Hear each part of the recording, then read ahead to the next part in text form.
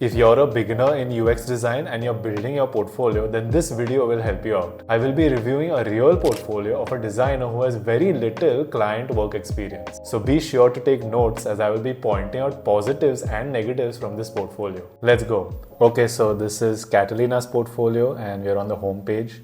So right off the bat, I see a large image of her face, which is great. And on the side, you see this welcome text. I'm Catalina Gomez, a user experience designer and product designer. Okay, so this is a good introduction. Now at the top, I'm looking at these three links here, and one says product design, and one says graphic design, and then UX design. So the thing is that if you want to be a user experience designer, product designer, there's no need to show graphic design over here. And by product designer, I mean digital product designer. If I click here, and I scroll down, I'm assuming these are physical products, right? So it's great that you have this diverse experience, but if you want to break into UX design, you should have your portfolio tailored towards UX design. You can probably show this stuff in like some side project section. So maybe the link could be called side projects and show it over there. So as we scroll further, these are some of her projects.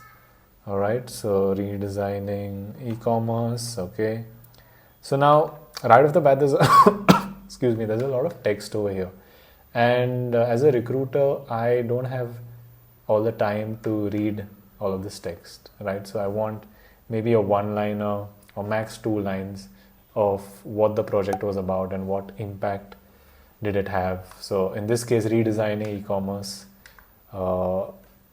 to increase conversions or to fix usability.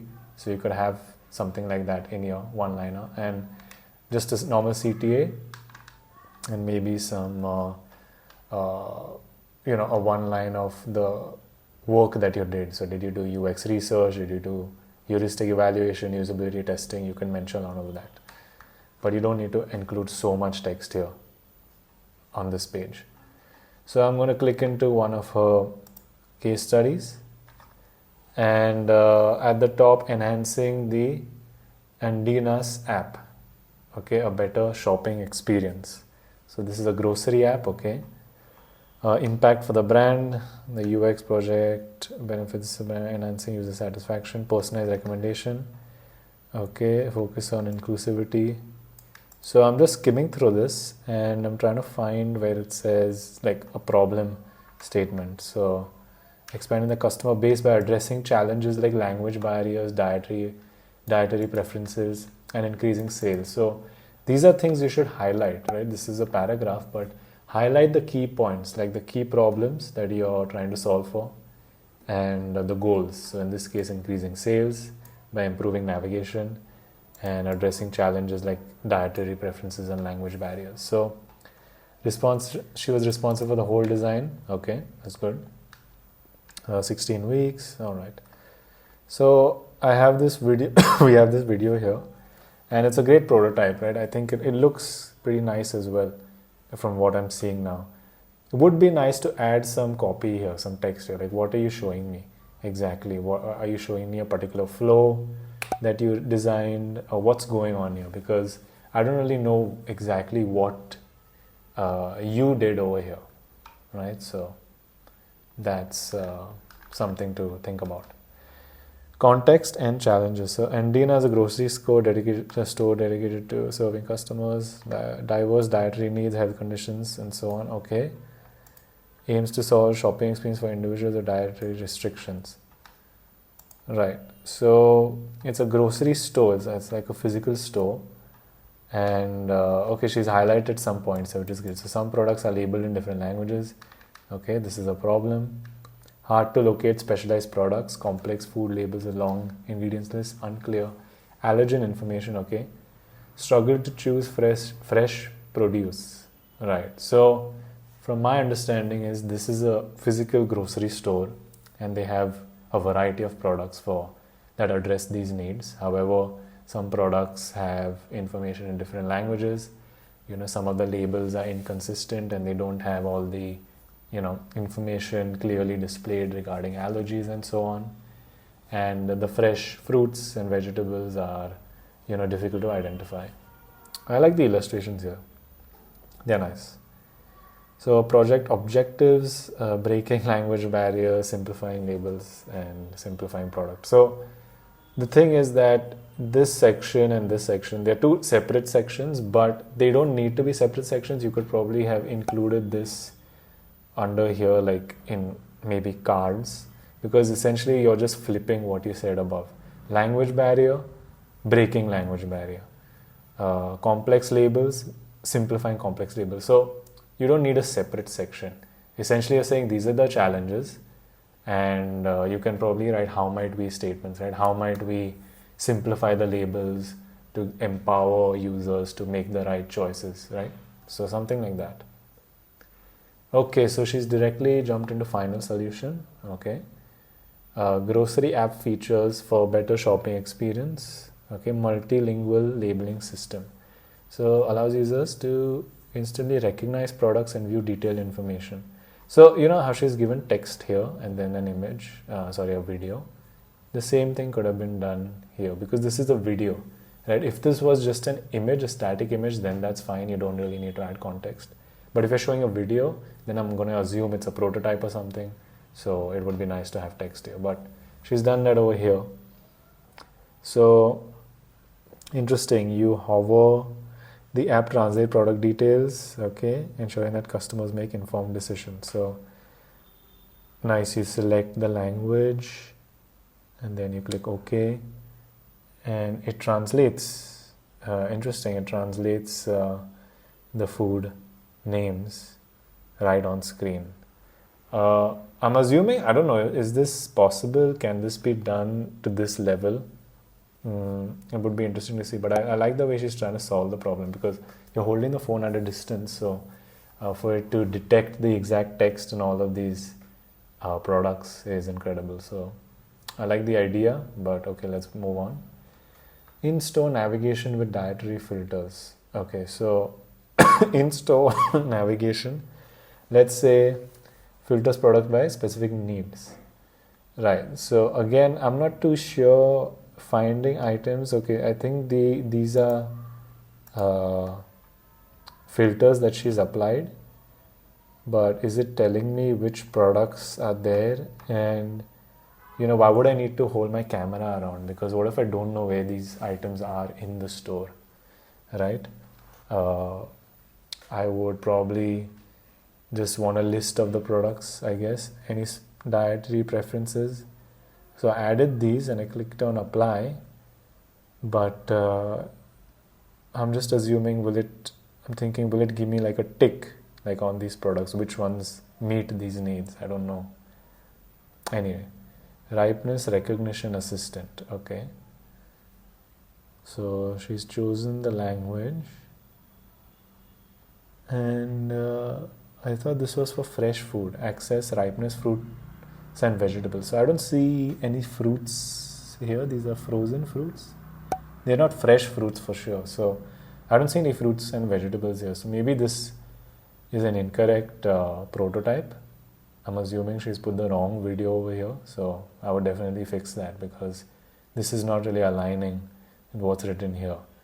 Right? Real-time recommendations, whether the produce is ready for use or needs more time to ripen. I don't see that here.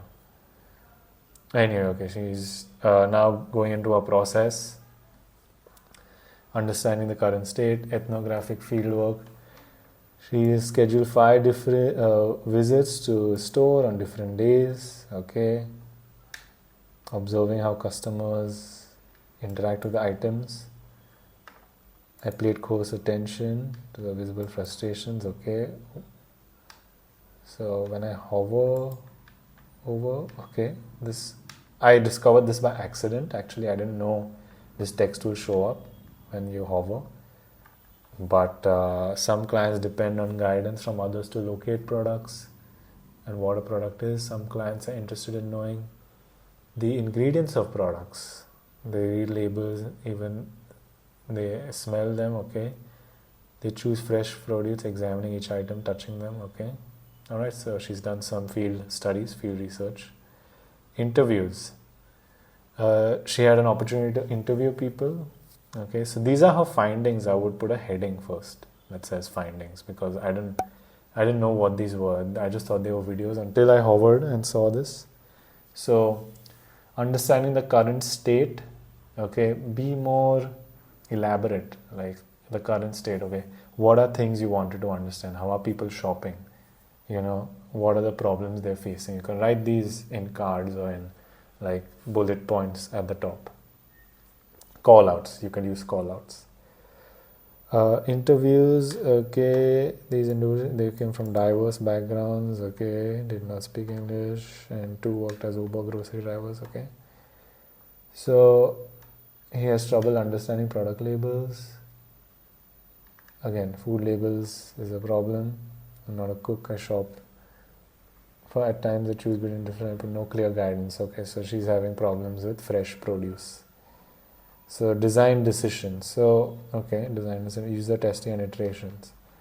So with over here user testing iterations, I conducted guided usability testing and instant translation pop-up when a customer points their camera at a product and clicks on it, pop-up window appears, displaying relevant pop-up details, name, okay. So user testing insights and design corrections. So first of all, this video is quite small, right? I have to like zoom in to see. Secondly, okay, so apparently the user has input a chocolate bar and this store navigator is actually showing the arrow of where exactly this bar is.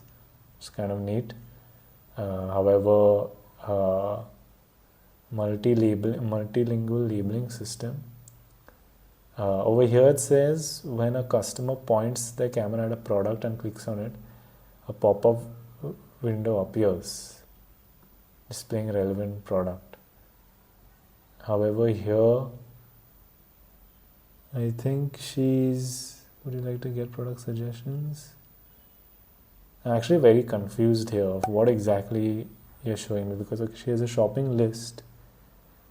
Okay, she clicks on chocolate and clicks start shopping. Okay, so she has a shopping list and the first item is chocolate bar, but here it says points the camera at a product. So okay, where is that? Where is she pointing it at a product? This is more like a store locator. I don't know what exactly she's trying to show over here. Anyway, moving on, design corrections. Again, I don't know what you've corrected here, and these two screens, these two experiences look different. So first thing, when you're showing your design decisions, okay, first tell me what problem you're solving for. I might write that. Pain point was, in this case, users found it difficult to read labels based on the research I did above. Then you write what are the different designs I made to solve those pain points. These are the different screens. Show me screens first, static screens, and then add annotations to these screens. Like I added this element here so that it shows the user when they hover over, when they take a photo of a product or they, and scan a product, they see the label simplified, something like that. And then show me a prototype, because here you're saying instant translation pop-up, but I don't see any of that happening here, right? Now moving on, in-store navigation with dietary filters. Customizable filters, okay, so again, there's a lot of text over here, okay, and there's no call out either. So as a recruiter, I want to read some quick pieces of text and then scan through your portfolio, and then if I find it interesting, I will read more. But the user can select dietary preferences. Upon selection, pop-up window appears and it shows these features. You could have added these features as bullet points because they're individual points. So it shows ingredient list, allergen alert, and dietary suitability. So okay, so apparently in your profile, I'm assuming you set your allergies and you set your dietary preferences. But again, this video is very small. I'm assuming that if I hover if I scan a product, it will give a pop-up whether this product meets my needs or not. I'm expecting to see that. Let's just wait and see if she shows that here. I'm looking at both prototypes because again, I don't know what this means, right? What insights did you get here? What is this video about? Because here you're saying user scans, selects product and a pop-up window appears. I don't see that. I don't see that happening. Anyway. And honestly, because I looked at these two solutions and I got very confused, I may just close your portfolio and move on to the next one. Right? I'm giving you honest feedback because a recruiter is not going to spend so much time analyzing it. I'm doing it to review your portfolio, but a recruiter is literally going to do this. They're literally going to start scrolling through it. They're going to try to find highlights like this so they can read, scan, get an overall sense of the display of your portfolio. But yeah, again, these prototypes, they look the same. Like this prototype again is the same one as was shown here. So honestly, I think the designer needs to go back and take a step back and first sort out these prototypes, because it seems that she's used the same video everywhere. And I don't really understand what she's trying to present over here, because I'm not really seeing your designs and your rationale for your designs, you know. This text over here, okay, I can understand you're talking about these features, but why are these features even there? Right? How does this tie to a pain point? When you're presenting a solution, I want to see pain point, then I want to see feature. But here I'm not seeing any of it. And these videos, they don't really mean anything. There's no text next to them. I can't understand what's going on. They're very small. Think about me as the recruiter, right? When you're presenting something, this should be big. Like I should see, like this video at the top was nice. It was large. I can actually see what's happening here. But these videos here are too small. An expected outcome, enhanced shopping experience, increased customer satisfaction. So, right, the app directly tackles all of this. So this portfolio seems very cut and dry, right? What I mean by that is, you know, at the top she stated these are the 3 problems, and then it's saying I expect, and then she's saying I expect these problems to be solved, right? It has solved language barriers, dietary restrictions. Labeling system involves language obstacles while ensure customers easily find. The app's intuitive design and personalized approach make customers feel valued and supported. They seem very superficial. I would just stick to the problems that I've identified above, and really think about how you want to display your solutions. Because okay, I've done this research, right? You've taken some interviews, but did you do any competitive analysis? Did you see if there are any apps out there? Because I'm pretty sure there are apps out there that solve for this. And what did you learn from them?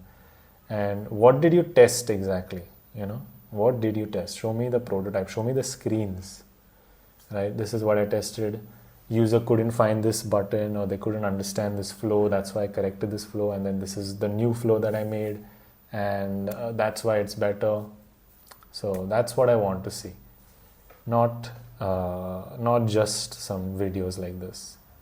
Anyway, so I hope that feedback helped.